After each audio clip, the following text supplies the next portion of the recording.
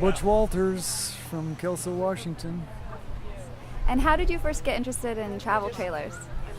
Oh, actually, I got into these old trailers through the airplane business. I built sheet metal airplanes for years and started restoring old Airstreams. When I got tired of working on airplanes, I started doing Airstream trailers, and so that's kind of how I got into this, riveted trailers. And what are you standing in front of right now? What's this trailer called? This is one of a kind three-window trolley top, Westcraft trolley top. They only built 6 of them, and we only know of 3 of them at this point. And so they built a lot of the longer ones, but of the shorter version, there's only 3 or 4 of them out there. Mine's the only one on the road that we know of. What are some of the reactions that you get to the trailer? It's just that it's awesome, and nobody's ever seen anything like it. And in fact, I'd never seen one in the flesh. I'd only ever seen pictures, and I never thought I'd ever see one of these in my lifetime, let alone get a chance to buy it and fix it up. So, how does building airplanes compare to renovating trailers? Well, this is a lot lower stress, of course. If you make a mistake, you can pull over to the side of the road and fix it on a trailer, where in an airplane everything has to be exactly right. So, yeah, it's a lot lower stress level, but I apply the same craftsmanship that I learned in the aircraft business. I kind of applied it to doing these trailers, and it's kind of the same approach that I take with the trailer that I did with airplanes. What's one of the biggest achievements that you feel like you've made in your renovation? Oh, boy, that's a good question. I guess, I don't know. Just getting it done, it was a challenge. It's when you start in on it, you look at it and you think you're never going to finish it. In fact, my wife told me when I pulled in the driveway, she says, "You'll never finish it." Well, that's all a man needs. When your wife tells you you'll never get it done, I mean, what more inspiration do you need than that? But yeah, just putting the sheet metal on and getting the paint on there and getting it right, and all the woodwork inside and all the little intricacies of the old trailers. You try to get it as original as possible, and I guess it came pretty close, but.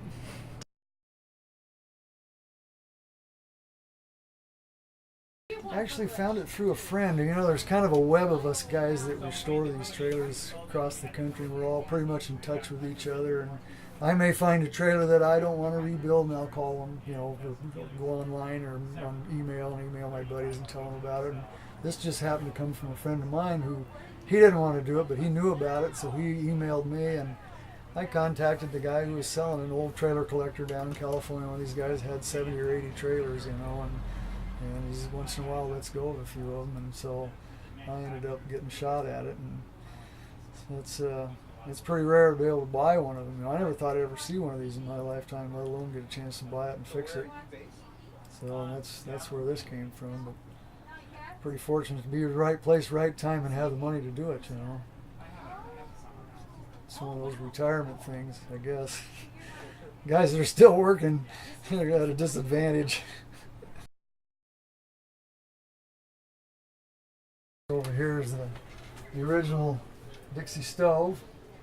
Most of the trailers had those, and they just don't build them like that anymore. Those things just work really well. Under here is your bicycle tire pump. This is used for pressurizing the onboard water system. There's an air tank down there that you pressurize the water system, and then that operates your onboard water system. City water comes through here, your external hookup for city water. But if you're out rough camping, you would use this. I don't know, they had these folding tables. All of them had some kind of a fold-up table with a strut leg underneath there. And so we had to put that in there. The sofa had to have custom made. Yeah, you can find shorter ones and longer ones, but to get that one that fit just between these original cabinets, and the cabinets are all brand new. We built all new cabinets for it, and the floor is all brand new from the bottom up. What drives you to make everything just the way that it was? I don't know where that comes from. It's just some people are like that. I'm just one of them type A's. I've always had to have the best. Even back in my hang gliding days, I always had to have the highest performance hang glider. Went through all the windsurfing thing. I had to have the best there, you know. And airplanes, always had to have the hot roddest airplane. And then I got into these trailers, and you know, drives my wife nuts. But you know, I just had to have the ultimate trailer, and this is it. The Westcraft trailer is, you know, that's pretty much the ultimate.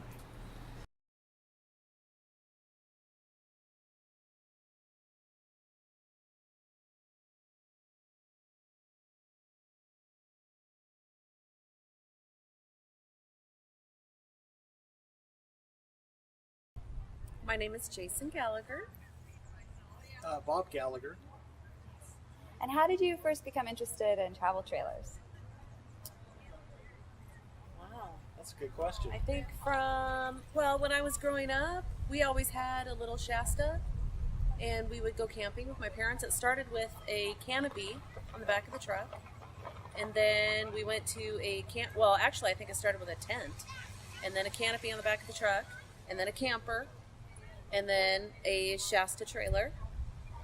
And so it's always kind of been in my heart to have an old vintage camp trailer. It just reminds me of being young. And this is a 1957 Ideal, and it's approximately 24 feet.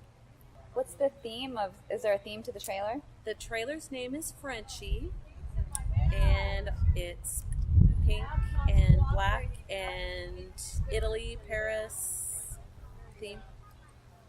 What are some of the objects that we would find in the trailer that illustrate this theme? Eiffel Towers and fleur-de-lis and poodles and lots of paint.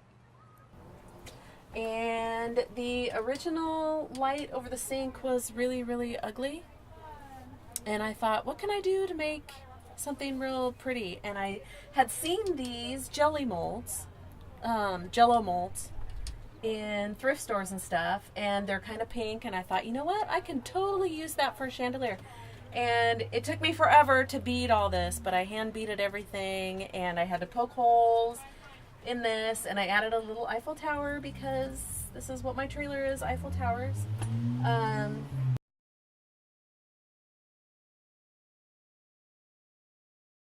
Yeah, when we go to the trailer shows, it's kind of fun to have something a little bit different, and we kind of wanted to up it a little bit for the next one. So I thought we could get some bowling shirts made and get a nice picture of the trailer on the back.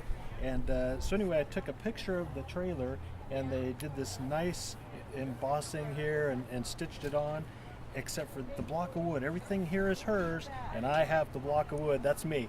That's all me.